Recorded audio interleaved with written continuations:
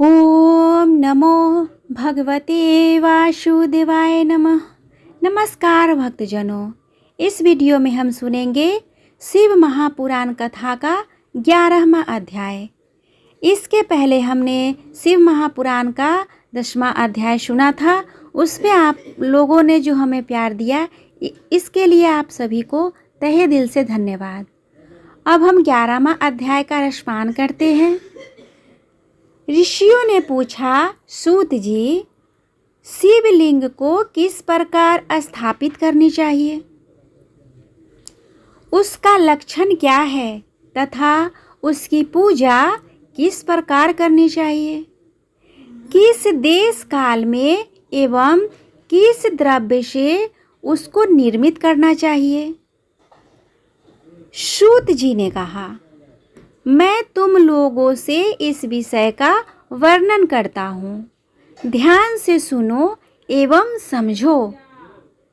अनुकूल एवं शुभ समय में किसी पवित्र तीर्थ में, नदी इत्यादि के तट पर अपनी रुचि के अनुकूल ऐसी जगह पर शिवलिंग की स्थापना करनी चाहिए जहाँ नित्य पूजन की जा सके।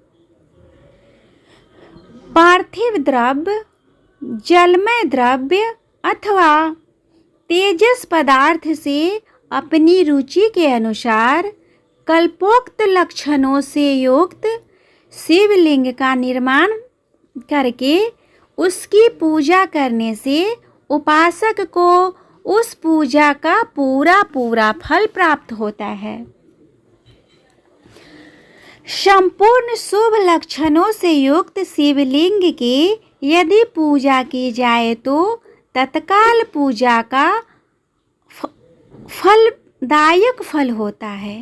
यदि चल प्रतिष्ठा करनी हो तो उसके लिए छोटा सा शिवलिंग अथवा विग्रह श्रेष्ठ माना जाता है, और यदि अचल प्रतिष्ठा करनी हो, स्थूल शिव लिंग अथवा विग्रह अच्छा माना जाता है। उत्तम लक्षणों से युक्त शिवलिंग की पीठ सहित स्थापना करनी चाहिए। शिव पीठ मंडलाकार यानी कि गोल, चौकोर, त्रिकोण अथवा घाट के पाए के भांति ऊपर नीचे मोटा और बीच में पतला होना चाहिए। ऐसा लिंग पीठ महान फल देने वाला होता है। पहले मिट्टी, प्रस्तर आदि अथवा लोहे आदि के शिवलिंग का निर्माण करना चाहिए। जिस द्रव्य से शिवलिंग का निर्माण हो, उसी से उसका पीठ भी बनाना चाहिए। यही स्थावर अचल प्रतिष्ठा वाले शिवलिंग का विशेष बात है। चल प्रतिष्ठा वाले शिवलिंग में भी लिंग और पीठ का ही उपादान होना चाहिए, किंतु बाण लिंग के लिए यह नियम नहीं है। लिंग की लंबाई निर्माणकर्ता या स्थापना करने वाले यमराज के 12 अंगुल के बराबर होनी चाहिए। ऐसे ही शिवलिंग को उत्तम कहा गया है। इससे कम लंबाई हो तो फल की कमी आ जाती है, अधिक हो तो कोई दोष की बात नहीं।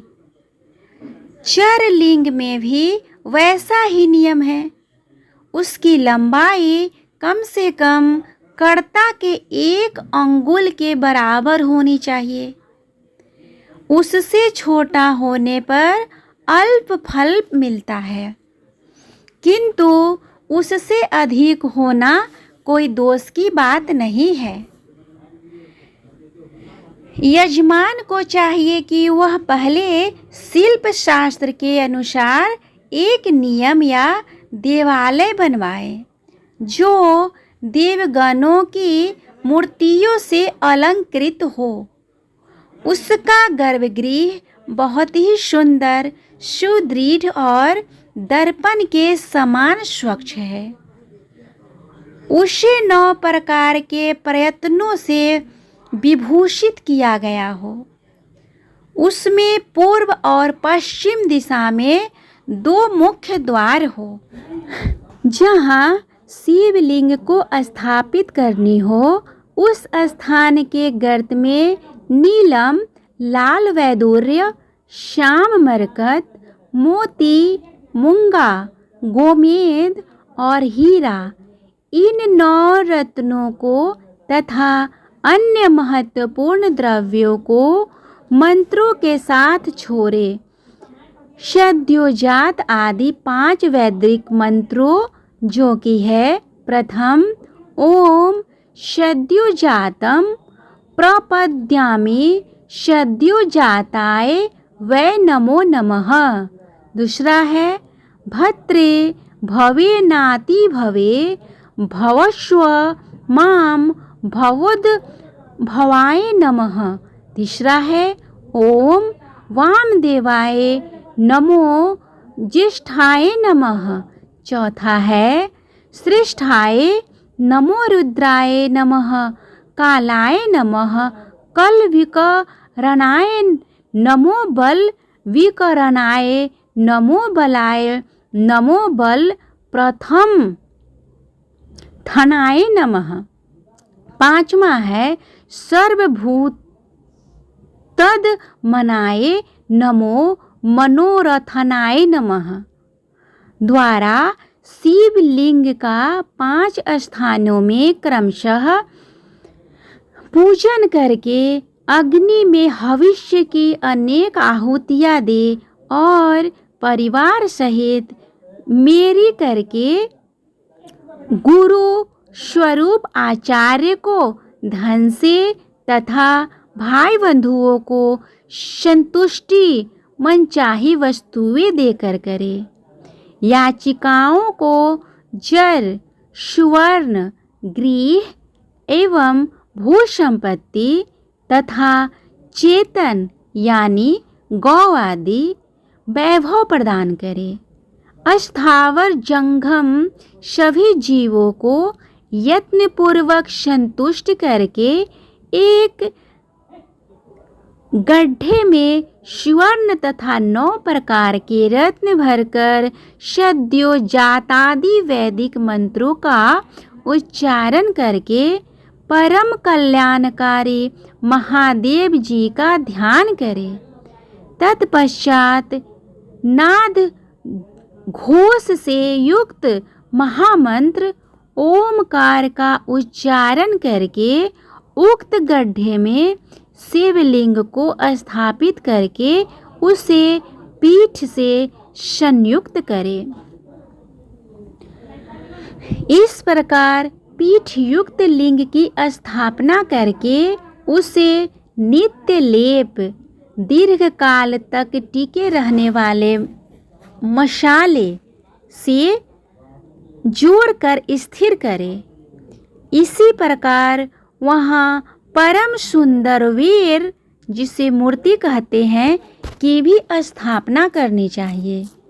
सारांश यह कि भूमि संस्कार आदि की सारी विधि जैसी लिंग प्रतिष्ठा के लिए कही गई है, वैसी ही वीर यानी मूर्ति प्रतिष्ठा के लिए भी समझनी चाहिए। अनंतर इतना ही है कि लिंग प्रतिष्ठा के लिए प्रणव मंत्र के उच्चारण का विधान है, परंतु वेर की प्रतिष्ठा पंचाक्षर मंत्र ओम नमः शिवाय जहाँ लिंग की प्रतिष्ठा हुई है, उस स्थान के बाहर उत्सव के लिए सवारी निकालने आदि के हेतु मूर्ति को रखना आवश्यक है। मूर्ति को बाहर से भी लिया जा सकता है, उसे गुरुजनों से ग्रहण करें। ब्राह्मण मूर्ति लेने के लिए वही पुरुष योग्य है जो साधु पुरुषों द्वारा पूजित हो। इस प्रकार लिंग में और मूर्ति में भी की हुई महादेव जी की मूर्ति शिव पद प्रदान करने वाली होती है। स्थावर और जंगम के भेद द्वारा लिंग दो प्रकार का बोला गया है। वृक्ष लता आदि को स्थावर लिंग कहते हैं और कृमि कीट आदि को जंगम लिंग। स्थावर लिंग को सींचने आदि के द्वारा सेवा करनी चाहिए और जंगम लिंग की तृप्ति आहार एवं जल आदि देकर किया जाना चाहिए। उन स्थावर जंगम जीवों को सुख पहुँचाने में अनुरक्त होना भगवान शिव का पूजन है। ये विद्वान पुरुष मानते हैं जो चराचर जीवों को ही भगवान शंकर का प्रतीक मानकर उनका पूजन करना चाहिए। इस तरह महालिंग की स्थापना करके विविध उपचारों द्वारा उनकी पूजा करें। अपनी शक्ति के अनुसार नित्य पूजा करनी चाहिए तथा देवालय के पास ध्वजारोपण भी करना चाहिए। शिवलिंग साक्षात शिव का पद प्रदान करने वाला है अथवा चरलिंग में षोडशोपचार द्वारा यथोचित रीति से क्रमशः पूजन करें। यह पूजन भी शिव पद प्रदायक है। आवाहन, आसन, अर्घ्य, पाद्यगर आचमन, अभ्यगर पूर्वक स्नान, वस्त्र एवं यज्ञोपवीत, गंध, पुष्प, धूप, दीप, नैवेद्य, तांबूल समर्पण, निराजन, नमस्कार और विसर्जन, यह 16 उपचार है अथवा अर्घ से लेकर नैवेद्य तक विधिवत पूजा करें। अभिषेक, नैवेद्य, नमस्कार और तर्पण से सब यथाशक्ति नित्य करें। इस तरह किया हुआ शिव का पूजन शिव पद प्राप्त कराने वाला होता है अथवा किसी मनुष्य, ऋषियों, देवताओं, अपने आप प्रकट हुए स्वयंभू अथवा अपने नूतन स्थापित किए शिवलिंग में भी उपचार समर्पण पूर्वक पूजन करने से या पूजन की सामग्री देने से भी उस पर जो कुछ कहा गया है मनुष्य वह सारा फल प्राप्त कर लेता है। क्रमशः परिक्रमा और नमस्कार करने से भी शिवलिंग शिव पद की प्राप्ति होती है। यदि नियम पूर्वक शिवलिंग का दर्शन मात्र कर लिया जाए तो वह भी कल्याणप्रद होता है। मिट्टी, आटा, गाय के गोबर, फूल, कनेर पुष्प, फल, गुड़, मक्खन, भस्म अथवा अन्न इत्यादि से भी अपनी रुचि के अनुसार शिवलिंग बनाकर तदनुसार उसका पूजन करें अथवा प्रतिदिन 10,000 प्रणव मंत्र का जप करें अथवा दोनों संध्याओं के समय एक सहस्त्र प्रणव का जप किया करें। यह क्रम भी शिव पद की प्राप्ति कराने वाला होता है।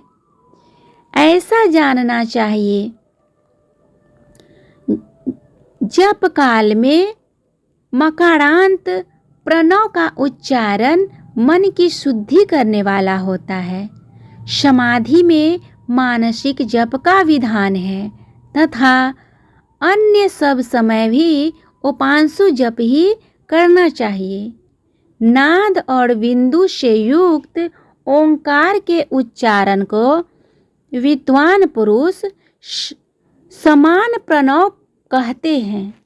यदि प्रतिदिन आदरपूर्वक 10,000 पंचाक्षर मंत्र का जप किया जाए या दोनों संध्याओं के समय एक एक सहस्त्र का भी जप किया जाए तो उसे शिव पद की प्राप्ति कराने वाला समझना चाहिए। ब्राह्मणों के लिए आदि में प्रणव से युक्त पंचाक्षर मंत्र अच्छा बताया गया है।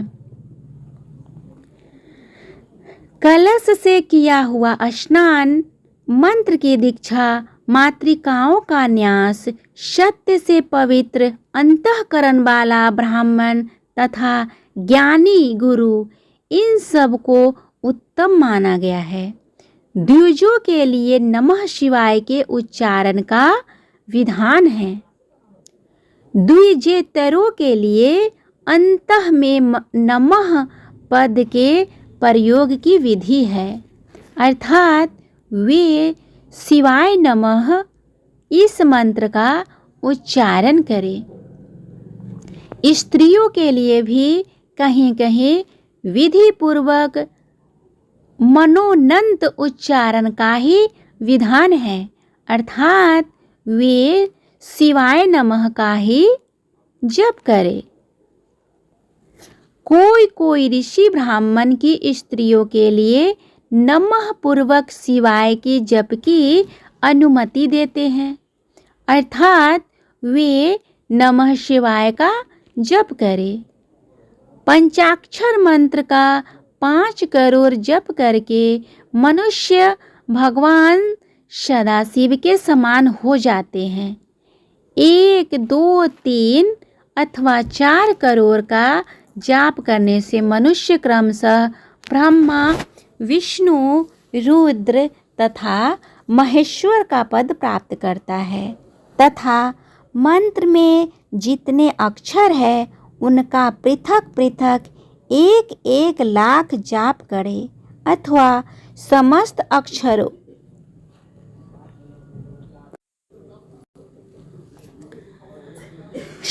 अक्षरों का एक साथ ही जितने अक्षर हो उतने लाख जप करे।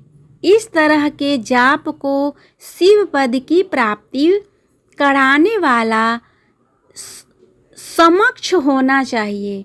यदि 1000 दिनों में प्रतिदिन 1000 जप के क्रम से पंचाक्षर मंत्र का 10 लाख जप पूर्ण कर लिया जाए और प्रतिदिन ब्राह्मण भोजन कराया जाए तो उस मंत्र से अभीष्ट कार्य की सिद्धि प्राप्त होने लगती है।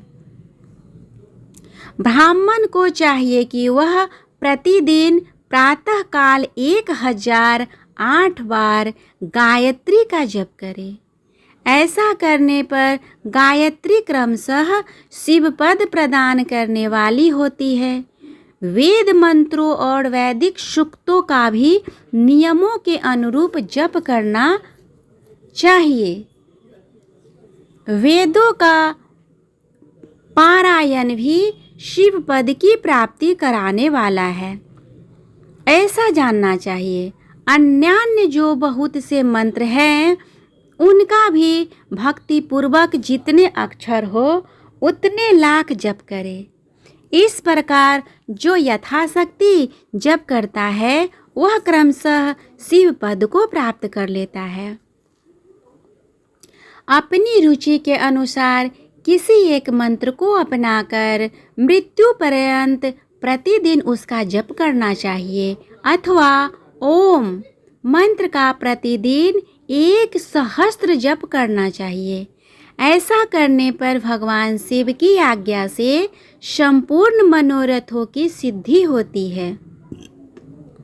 जो मनुष्य भगवान शिव के लिए फुलवाड़ी लगाता है तथा शिव के सेवा कार्य के लिए मंदिर में झाड़ने बुहारने आदि की व्यवस्था करता है, वह इस पुण्य कर्म को करके शिव पद प्राप्त कर लेता है। भगवान शिव के जो काशी आदि क्षेत्र हैं उनमें भक्ति पूर्वक नित्य निवास करे। वह जर चेतन सभी को भोग और मोक्ष देने वाला होता है। अतः विद्वान पुरुष को भगवान शिव के क्षेत्र में आमरण निवास करना चाहिए। शिव के इन पुण्य क्षेत्रों में स्थित मानव द्वारा स्थापित किए हुए शिवलिंग अथवा स्वयं प्रकट हुए स्वयंभू शिवलिंग का पूजन आदि करने से मनुष्यों के सहस्त्र जन्मों के पाप नष्ट हो जाते हैं। पुण्य क्षेत्र में स्थित बावड़ी, कुआं और पोखरे आदि को शिव गंगा समझना चाहिए। भगवान शिव का ऐसा ही वचन है, वहाँ स्नान, दान और जप करके मनुष्य भगवान शिव की प्राप्ति कर लेता है। अतः मनुष्य पर्यंत शिव क्षेत्र में आश्रय लेना चाहिए। जो शिव क्षेत्र में अपने कृषि वृत्त संबंधी का दाह, सदाह, मासिक श्राद्ध, सपिंडीकरण या वार्षिक श्राद्ध करता है अथवा कभी भी शिव के क्षेत्र में अपने पितरों को पिंड देता है, वह तत्काल ही अपने सभी पापों से मुक्ति पा लेता है और अंततः शिव पद को प्राप्त कर लेता है। अथवा शिव के क्षेत्र में 7, 5, 3 या 1 रात ही निवास करने वाले को भी क्रमशः शिव की प्राप्ति होती है। लोक में अपने अपने वर्ण के अनुरूप सदाचार का पालन करने से भी मनुष्य शिव पद को प्राप्त कर लेता है। लोक में अपने अपने वर्ण के अनुरूप सदाचार का पालन करने से भी मनुष्य शिव पद को प्राप्ति कर लेता है। वर्णानुकूल आचरण से तथा भक्ति भाव से वह अपने सत्कर्म का अतिशय फल पा लेता है। कामना पूर्वक किए हुए अपने कर्म के अभीष्ट फल को वह शीघ्र ही पा लेता है। निष्काम भाव से किया हुआ सारा कर्म साक्षात शिव पद की प्राप्ति कराने वाला होता है। दिन के 3 विभाग प्रातः, मध्याह्न और सायाह्न, इन तीनों में क्रमशः एक एक प्रकार के कर्म का संपादन किया जाता है। प्रातः काल को शास्त्र विहित नित्य कर्म के अनुष्ठान का समय समझना चाहिए। मध्याह्न काल सकाम कर्म के लिए उपयोगी है तथा सायंकाल शांति कर्म के लिए उपयोगी है, ऐसा जानना चाहिए। इसी प्रकार रात्रि में भी समय का विभाजन किया गया है। रात के 4 प्रहरों में से बीच के 2 प्रहर है, उन्हें निशीथ काल कहा गया है। विशेषतः उसी काल में की हुई भगवान शिव की पूजा अभीष्ट फल को देने वाली होती है। अपने अपने अधिकार के अनुरूप ऊपर कहे गए किसी भी कर्म के द्वारा शिव आराधना करने वाला पुरुष यदि सदाचारी है और पाप से डरता है तो उन सभी कर्मों का पूरा पूरा फल की प्राप्ति कर लेता है। ऋषियों ने कहा, सूत जी, पुण्य क्षेत्र कौन कौन से हैं जिनका आश्रय लेकर सभी स्त्री पुरुष शिव पद प्राप्त कर सकते हैं, यह हमें संक्षेप में बताइए। सूत जी ने कहा, श्रद्धा के साथ तुम सभी पुण्य क्षेत्रों का वर्णन सुनो। इस तरह शिव पुराण का 11वां अध्याय का भाग पूर्ण हुआ। भक्तजनों, मेरी यह शिव पुराण का कथा कैसा लगा प्लीज़ कमेंट करके बताएं। और इसके पहले का भाग अगर आप नहीं सुन पाए हो तो आपको मेरे चैनल पर मिल जाएगा, उसको सुन ले। इससे आपको ये कथा अच्छी तरह समझ में आएगा और इस कथा के श्रवण का पुण्य फल प्राप्त होगा। तब तक के लिए भगवान श्री शिव आप सभी पे अपनी कृपा बनाए रखे। भक्तजनों, इसके साथ ही अगर आप श्रावण मास के इस विशेष शुभ अवसर पर श्रावण महात्म का कथा सुनना चाहे तो उसका भी एक सीरीज मेरे चैनल पे चल रहा है, वहाँ आप उसको सुन सकते हैं तथा आपने इस सावन को विशेष बना सकते हैं। तब तक के लिए श्री शिवाय नमस्तुभ्यम।